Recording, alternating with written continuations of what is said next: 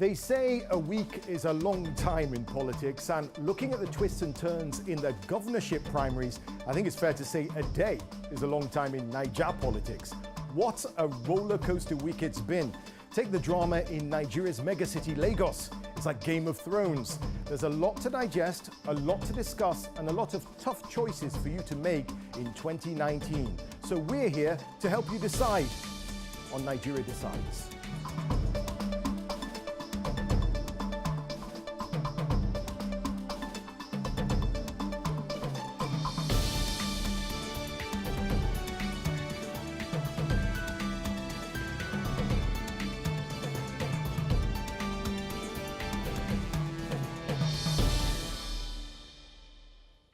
It started with a murmur, a rumour that all was not well between a former governor of Lagos and the present one.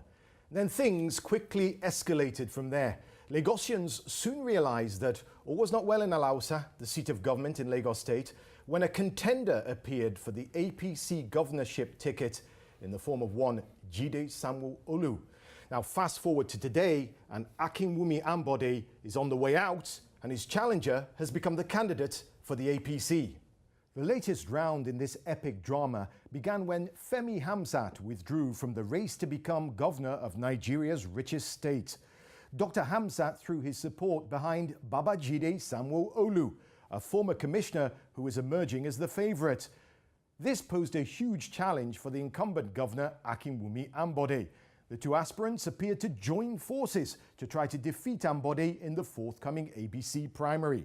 Ambode was reportedly under pressure to step down in favour of Mr. Sanwo-Olu, who was gaining support and endorsements from the local councils in Lagos. Then, as if to seal his fate, the national leader of the APC, Mr. Bola Tinubu, withdrew his support for Ambode and formally announced his backing of Mr. Sanwo-Olu. It sent shockwaves through the party faithful. Then, more confusion. The date of the primaries moved from Friday to Sunday to Monday, and then finally to Tuesday, 2nd October. Federal lawmakers from Lagos also announced their support for Mr. Sanwo-Olu, leaving Mr. Ambode virtually alone in his fight to participate in the primaries. Mr. Ambode, however, remained defiant, warding off insinuations that he would be humiliated at the ballot. In a press conference, he launched a barrage of personal attacks on Mr. Sanwo-Olu. Even a last-minute intervention by President Muhammadu Buhari on Monday failed to heal the rift. The result, a resounding defeat for Ambode. What he'll do next is anyone's guess. We've got so much to discuss over the next hour, and we've got a great panel to do that. Dr. Gold Emmanuel is the PDP Deputy Chair here in the UK. Next to her is Bimbo Roberts Folayan, who is the CEO of the Nigerian Diaspora Direct Investment Summit. And finally, Tunde Doherty, who is the APC Deputy Chairman in the UK. And later in the program, we'll be joined from Lagos by the filmmaker turned presidential candidate for the Providence People's Congress, Victor Okai. Now, I've got to start on my far right there with Tunde. You are from the APC. What a shock in Lagos State. What is going on in your party? What is going on in my party is democracy at play. Definitely, APC as a Democrat and as a progressive party will do what the people want. And because it's a party of the people, whatever is happening is setting the pace for true democracy, for the people to have their say in terms of choosing who will lead them, and also to disabuse the use of money. Because, you know, Nigerian politics is monetized, and if you ask me, the direct primary would go a long way to disabuse money politics. Because if it was delegate politics, the candidates would be loaded to give money to delegates. But how many of the party members are you going to bribe? So you're saying this is democracy in action? Yes, that's democracy in action. But power to the people, from the people. Okay, so you've seen Akinwumi Ambode for 3.5 years now. Did he do so badly, Tunde? Ambode has not done so badly. From the leader, the national leader of the party has given him that credit. Everybody gave him that credit. But it comes to a time in the era of politics where the people's voice has to be listened to. In this situation, it was the majority of the party members that believe that yes, they want to change, they want to participate in whoever governed them. If you rewind back in 2014, when Ambode was presented to the party, you will find out that a lot of oppositions too were against his nomination. But at the end of the day, the party, as a one united family, had to accept him. Ambode has performed credibly well, no doubt about it. But when the voice of the voice of the people is the voice of man, the party members decide to say, well, we want to change, we want a democratic change, we want to participate in selecting whoever will represent. But that selection was a little bit handled not as well and smoothly as it could do. There was a cancellation. It was on social media. We heard very confusing messages that everything had been delayed. Then all of a sudden you hear that an announcement has been made. There's a tussle between, I think Bimbo, you were watching and you're a watcher of Nigerian politics. It all seemed a little bit ham-fisted, didn't it, in the way that this sort of slouched towards Bethlehem to be born, so to speak. I think it was shocking. Nigeria is a country where almost anything is possible. And the Nigerian politics is something that is so dynamic. Perhaps the most dynamic kind of politics I've ever seen in any part of the world. Today, something could be happening. For example, look at Ambode. Ambode, just like Tunde said, Ambode is somebody who has been seen as very safe and secure. Yes. And he was performing very well. Suddenly, things just changed on a dime. Within a few weeks. And during the election, too, look at what's happened in the last 48 hours before we got that final verdict. Ambode, the APC panel that came from Abuja said there was no election. The APC in Lagos said there was election. The chairman of APC, the national chairman, visited the president to say there was an election, and that has to hold. The APC committee that came from Abuja said, no, we're not signing it off. National Working Committee. Overnight, that changed. And Ambode, guess what, came out and conceded. So this says a lot about Nigeria, the level of politicking in Nigeria, the way it's a bit, one, dynamic, secondly, a little bit confusing. So it's something that defies logic completely to me. I don't understand it. Let's turn to your mirror image, Tunde, PDP. Professor Gold, Yes. what do you make of all these people in the opposite camp? You want Lagos, you've got your guys readying. I also want to know, I want some inside gossip about who's the front runner, but I'll hold that question. Lagos, how do you see this action going on there? I think in regards to APC, what is going on is a complete disintegration in that party. For a person which you claim have been working very hard and all of a sudden something happened and then he's no longer going to run for your party as a candidate, as a primary candidate for the gubernatorial seat. That is something, it tells you APC is not ready at all. Tunde says it's democracy in action. You say it's disintegration in action. That is disintegration in action. That is not democracy at all. Why is it not majority democracy? of the people in Lagos are saying that they actually didn't want Ambode to go.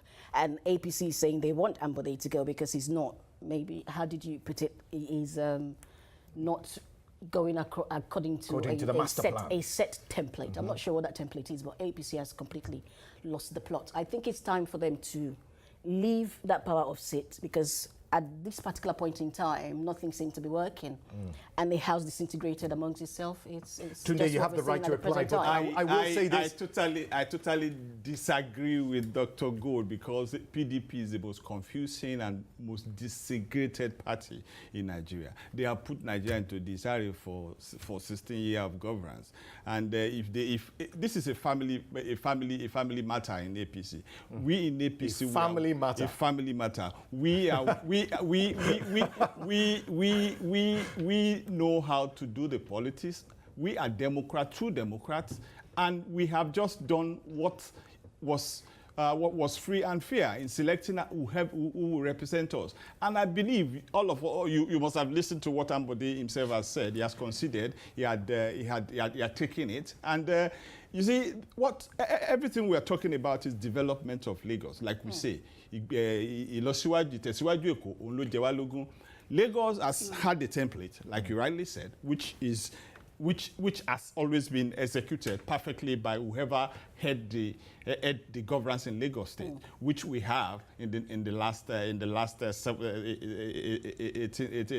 19 years. We have run Lagos. We have run it as a template that Nigerian is now relying on, and that template is changing the face of economy, the face of infrastructure in Nigeria. So, but the basic thing is that every party, I can tell you the result of some of the PDP primaries they are having, which is even worse off. So we need to take a break. That was them behaving themselves and playing nice. When we come back, we'll really get down to it. We'll take a quick break now. We'll see you in a few moments.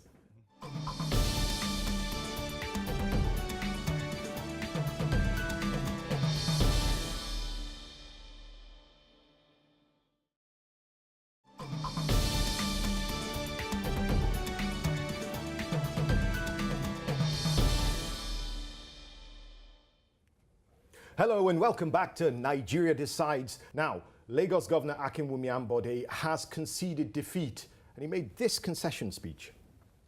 Fellow Lagosians, the last few days have witnessed intense political activities that have gripped the attention of the nation and created palpable tension in the polity. I strongly believe that the time has now come for the state to move forward in order that the gains of the last 3.5 years are not lost. Dear Lagosians, APC is a great party, and the interest of our beloved state must always supersede that of any person or group. It is in this regard that I wholeheartedly congratulate the winner of the Lagos State APC primaries, Mr. Babajide Sanwo-Olu, and urge all Lagosians to immediately support our party's gubernatorial candidate in the 2019 elections and work for the success of our dear party. As governor, I will do everything possible to ensure a smooth transition in the remaining period of this administration and ultimately to the new governor come May 2019. As they say in Lagos, Abo Rinko.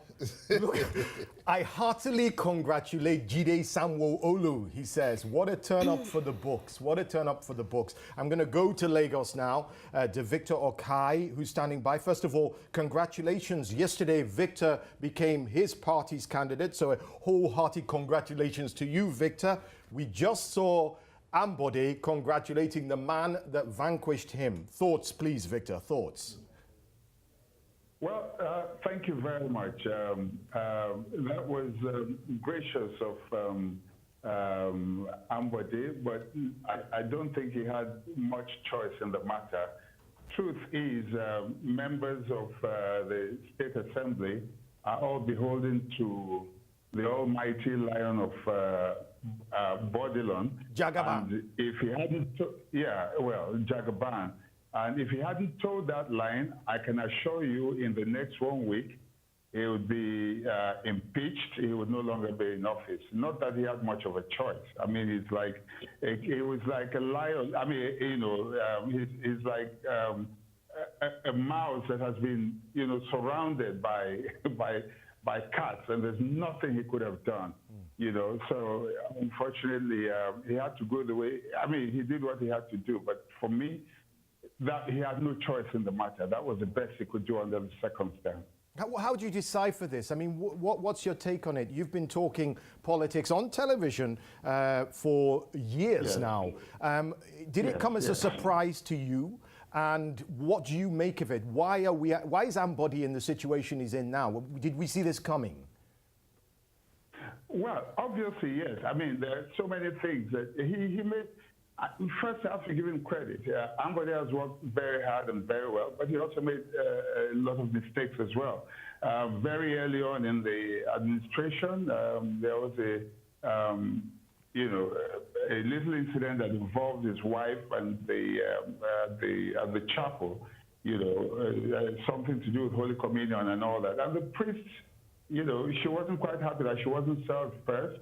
That created a problem, and Ambode went further to, terminate his appointment and issue him with immediate quit notice out of his residential quarters. In America, they call that doubling down.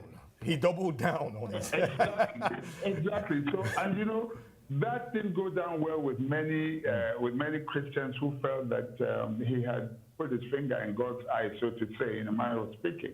And that went on, and then there's the case of the Visionscape. I mean, Visionscape literally took bread out of the mouth of the PSP. I mean, the PSP, the Public Service providers, waste collectors.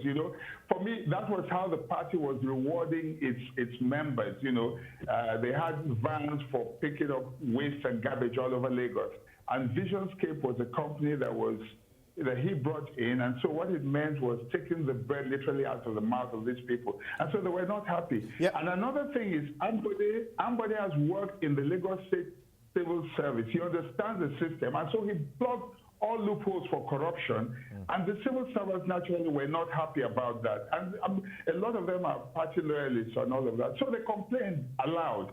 And of course, the lion at Bodilon listened. He didn't quite like. So he had to do that because obviously it meant that they were losing support.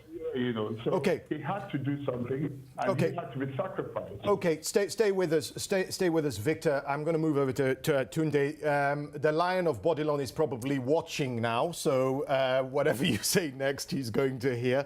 Do you agree with what Victor's saying about some of the things he's bringing up as to the post-mortem of the demise of the Ambode regime? Some of it might be right, but not all is right, because if he's ascribing that Lion of Bodilon, whatever, that's not too great of him, because of the fact that our national leader, Asiwaju Ahmed Bola Tinubu, has been an enigma. He's a strategist. He's a Democrat to the core. He listens to the voice of the people. And he's hugely influential. And yes, he's hugely influential because of his selflessness. So a lot of people, there's no way you can have a part of good job from every Nigerian, no way. But I must tell you that because Asiwaju Bola Ahmed Tinubu, who is a grassrooter, who understands the philosophy and the techniques of politics, who listens and knows the effect and what a follower means. And who you would argue loves Lagos. Loves Lagos, yes. I must say that if you say anything about Lagos, Asiwaju is number one. When you talk about Lagos development, when you talk about the vision for Lagos, I know Asiwaju can give anything for Lagos. So in this instance, Asiwaju listened to, like he rightly said, he talked about the civil service, he talked about other things and whatever.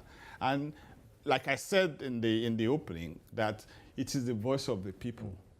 Asiwaju, when he gets to a level, he has no choice. Now, you're saying it's the voice of the people, but to outsiders, it sounded like the voice of Jagaban beyond the voice of the people. That's what many people outside feel. You said the outsiders. So if you're not inside the political sphere, it looks like one person is having an undue influence on the outcome of an election that is going to impact everyone. So I want to bring in Bimbo. Bimbo, what is your take on? At the end of the day, you're not politically affiliated. You're in the diaspora, but you're going to cast your vote.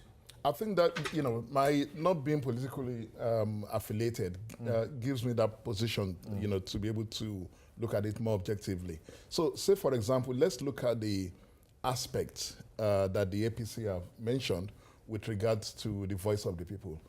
I think that's something really good for our politics. If we're able to hold our governors or elected officials accountable to the party.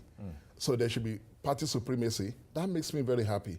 So it means that somebody can be in a position of power, but at the same time you have to carry along the people that put you in that position. There's nothing bad in that at all. The only problem I have is the fact that at some point during this crisis in the last 2 weeks, it was actually, impeachment was mentioned a couple of times without any good reason why somebody should be impeached. And I believe that with the Nigerian Constitution, for you to impeach somebody, they should have committed some major offense against states, not against the party, definitely not against individuals also. So when they bring in the issue of impeachment, if Ambode had not considered, perhaps he would have been impeached. That's very dangerous for our politics. Doctor. And that really gives me some concern. You know, that's my Doctor, take. your diagnosis. Well, I completely think APC has lost the plot, and I'll tell you why. In his speech before, you said that Asiwaju listens. People spoke, and he listens. If he listened, I'll tell you what he would have done.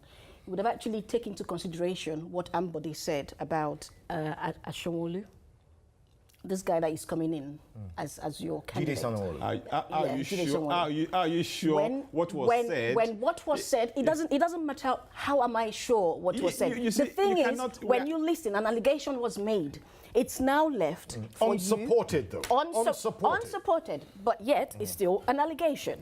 We had what happened to Kavanaugh, whatever his name is, in the States. So the point is, when someone makes an allegation like that, a governor, for that matter, makes an allegation against someone of the same party, and you're bringing this person forward to become the gubernatorial candidate for that particular APC, that is a Then shame. it should That be is taken into It should be consideration. taken into consideration. What I think, I didn't interrupt you when you were talking. A lot of what you are saying Yes. is the ignominy that always happens. A lot of what I'm PDP. saying is... And you know what? Hold on. I'm going to interrupt both of you now because, you know, the sponsors need to have we need to pay the bills, so we'll take a quick break now. But you see, there's so much more to discuss. We'll be back with you in a few moments. Don't turn that dial. Stay right here. Do you want to join the conversation? Well, you can follow us on Twitter at RealJHUK.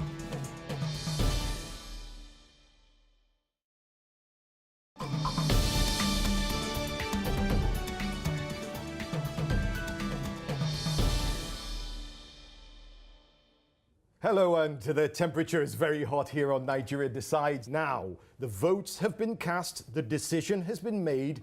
Jide Sanwo-Olu is the APC's candidate for Lagos State Governor in 2019. Let's take a look at what he said following the results. Russians, I think with what you have done for me, I cannot take you for granted. I cannot take this mandate and this confidence, I cannot take it for granted. I will cherish it for the rest of my life. But more importantly, like I've always said, I will remain committed. I will keep an inclusive government. I will be responsible. Integrity will not run far from me. And I will not do things that in any form you begin to doubt my capacity or my capability. I'll make the government your government, and in which you will have access to anything that is required of you to know that governance has actually come to you, as has been reflected in direct primaries that we've had to do.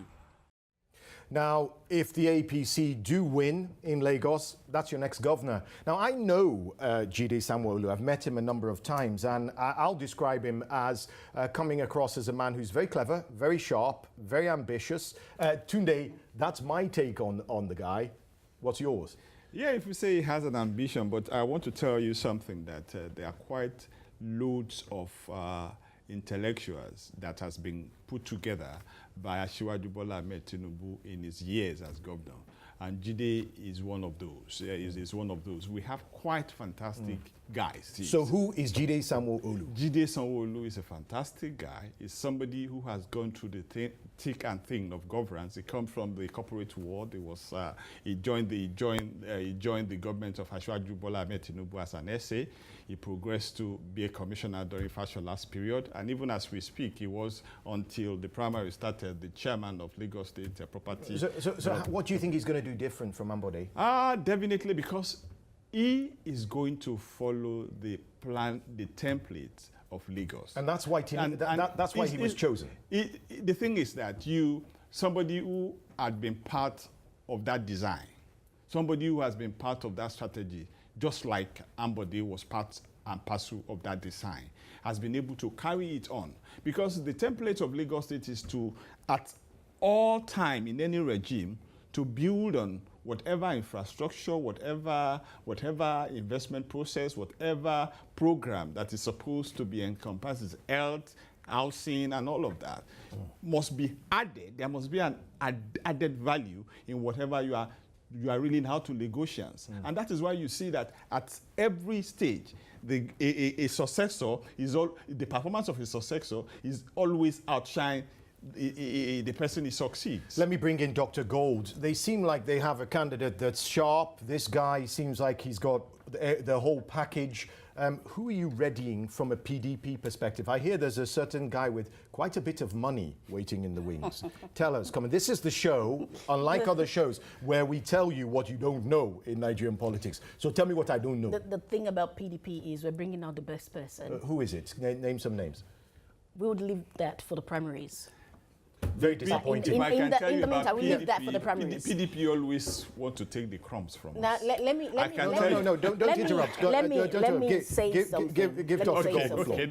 When you bring out a person with integrity and there's been some sort of allegation against that person, what the person should do in the first instance is to talk about what that situation was. I'm still waiting for that. I haven't got That's that an yet. allegation. But my question to you is they've chosen their candidate. They have they've put aside Ambode. It's Jide Samuel Olu. We heard him there. He's got a mission. He's got a plan. How do you, because you want to take Lagos. PDP wants to take Lagos. The APC comes. How are you going to take Lagos? How are you going to face that? The APC comes in PDP, that I form. can tell you. It's my question. Wait. The APC comes in the form like they've got something to do, and in the end of the day, they're not doing anything.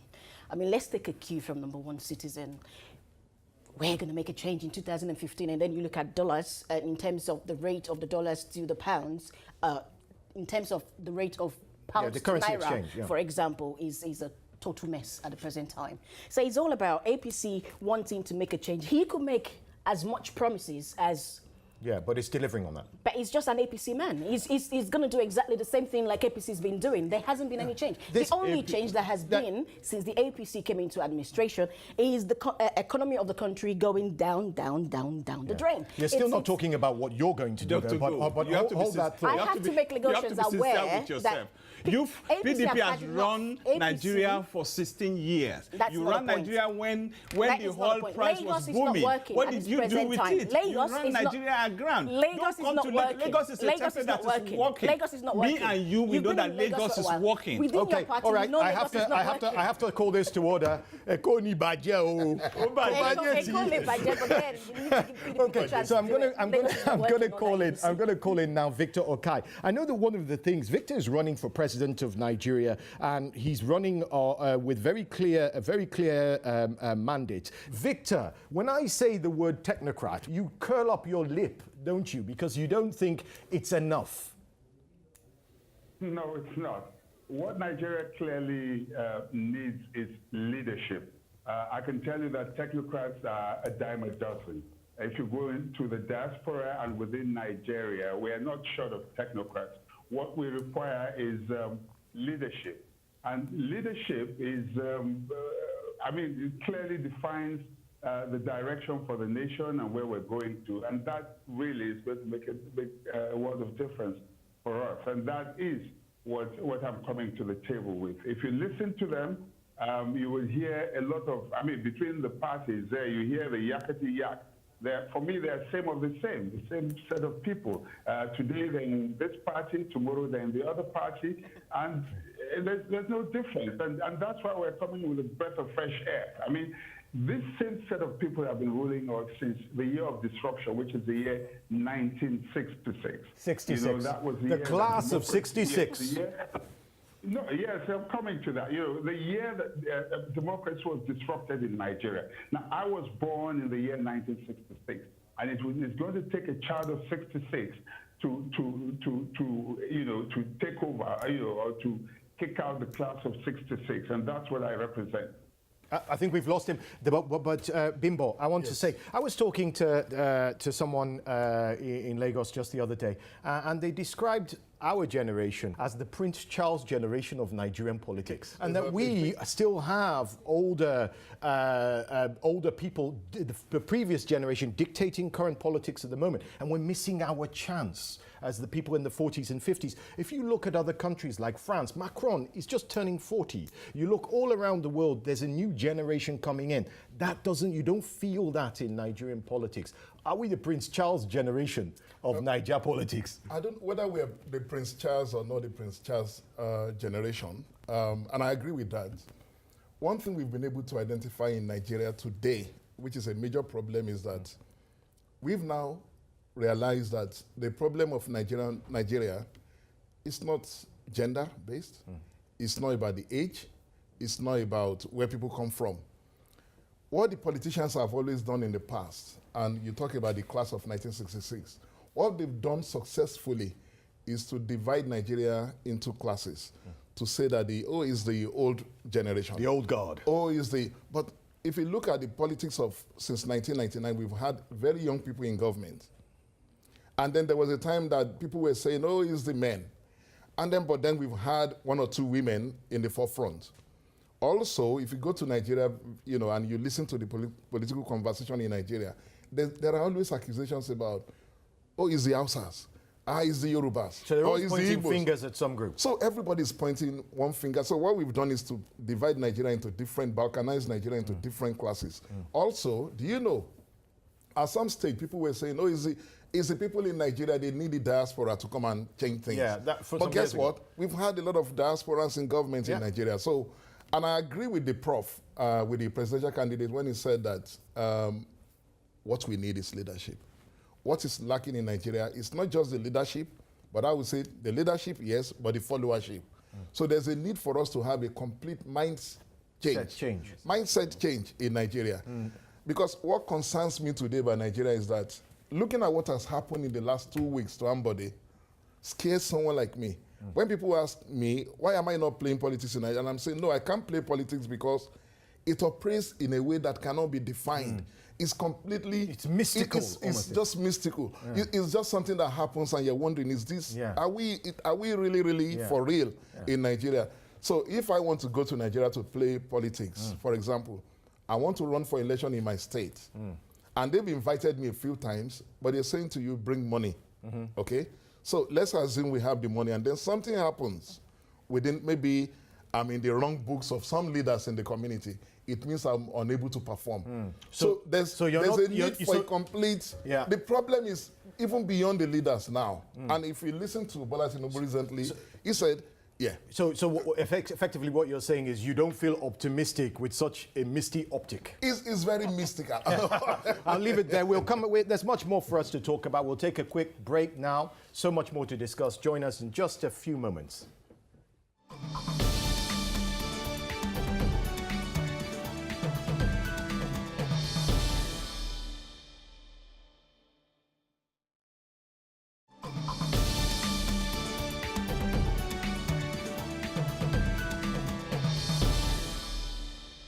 Now, we've talked a lot about the APC. Let's turn to two things. First of all, the other primaries. There were some colorful primaries beyond Lagos. And I also want to get into what's happening next, because all these primaries end next week when both major parties choose their presidential candidates. Now, President Buhari is going to be ratified by the APC, we know that. But the PDP still has some heavy hitters in the race, some heavy hitters. Your PDP, who will they choose? The best person. Okay. The best person will be chosen at the convention. So we have who? We have Bukola Saraki. We've got Saraki. So we've got we've got Tambuwal. We've got Kwankwaso. We've got Saraki. We've got Atiku. But isn't this really a two-horse race between Atiku and Saraki? Isn't that what we're really looking at realistically? With the PDP, we give people opportunity and then we take out the best person. So it really doesn't matter who goes in to the primaries. What matters is the best person is picked out to run against the current president. I am shocked that because the current leader of the APC party did actually mention that a good leader would actually stand down to be reviewed. So I'm not sure why that isn't happening in the presidential domain. Yes, so definitely we're going to... If Ambode could be, put put down to be reviewed, and then somebody else comes in to say they're capable, then I'm sort of wondering the dynamics involved in not letting the president to be examined in that sort of capacity. Because if you look at the president, for example, jumping back into my family. My family business. Leave my family business to me. We're settled. And let's deal with your family. We're good to go. We're bringing out the best guy for the job. Strategy to we're have bringing out the best guy for the job. What I'm saying who are is, the for best example, guys? Yeah. So tell us something. Tell us something. Who are the best guys? Dr. Gold, Dr. Gold, give us some gold on what's happening in the PDP. Watch what we're doing. Yeah, but that's not telling us anything. What is happening now? What about these rumors we hear that Tambuwal will eventually back Saraki? That is a rumor that circulates. Is there any merit in that? If that is a rumor, then whoever comes out as the leader, or whoever comes out as the winner of that primaries, is definitely going to be supported by every member of the PDP, including myself in diaspora. But what I'm trying to say, for example, is this. If you have a situation where you can stand down the governor of Lagos State on the basis of he's a kakistocrat, for example, so what then stops the president of being reviewed in that same fashion?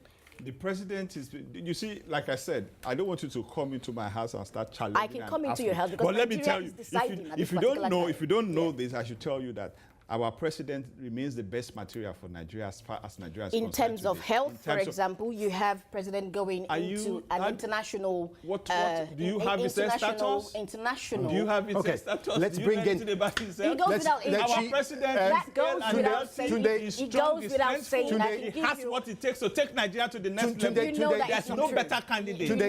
I have to call you to order. Tunde, she is a doctor, but not a medical doctor. I am a psychologist.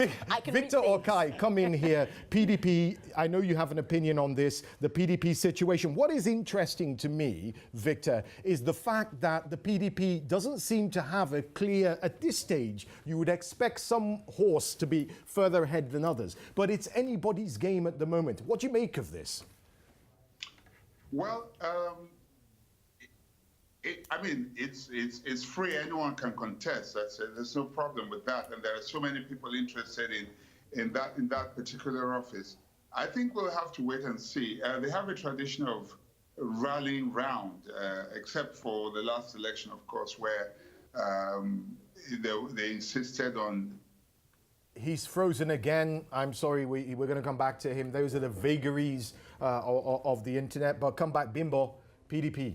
What do you make of it? I don't know. I don't belong to any of the political parties, maybe yet.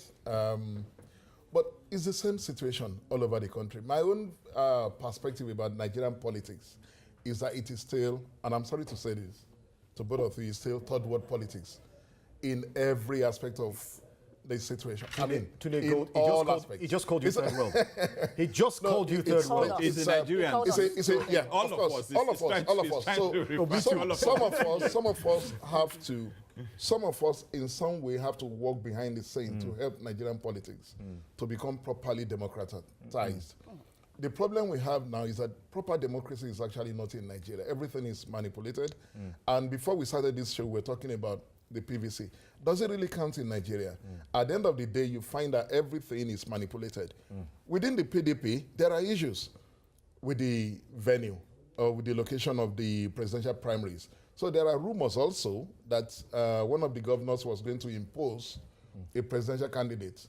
The same governor was accused of imposing the chairperson, the former chairperson, the new one, and was going to manipulate everything. So we heard the same thing about APC. So that's my take is that Nigerian politics, we're not there yet. Let's broaden this out when it comes to Nigerian politics. Lagos wasn't the only show in town over the last week.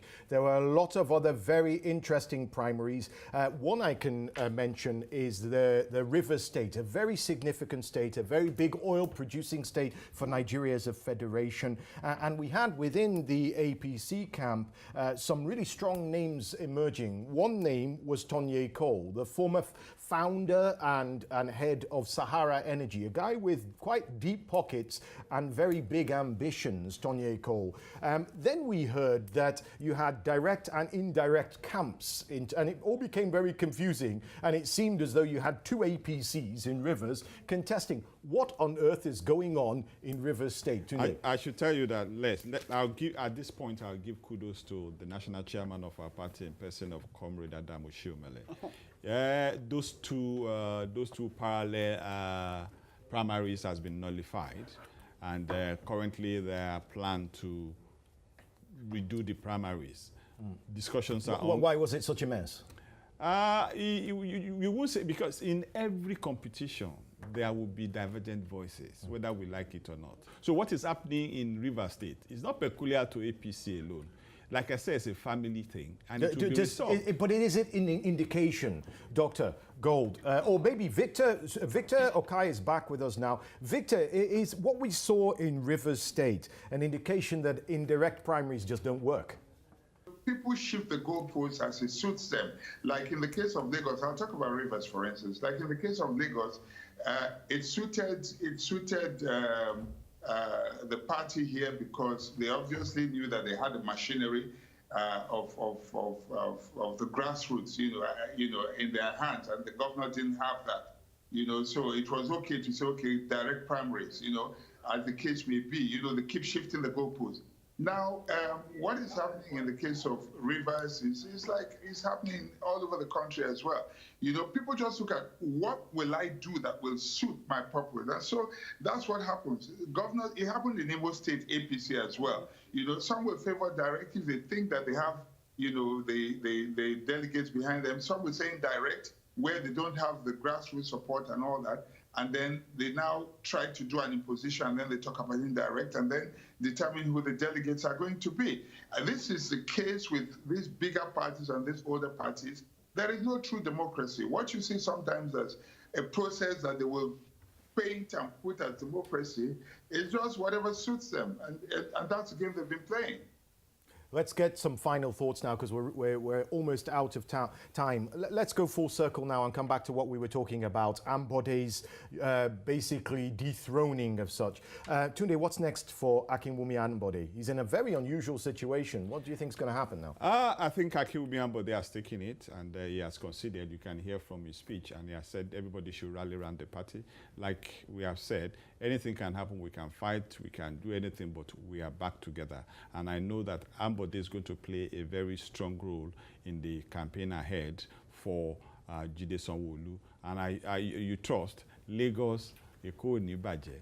Lagos is just going to blossom.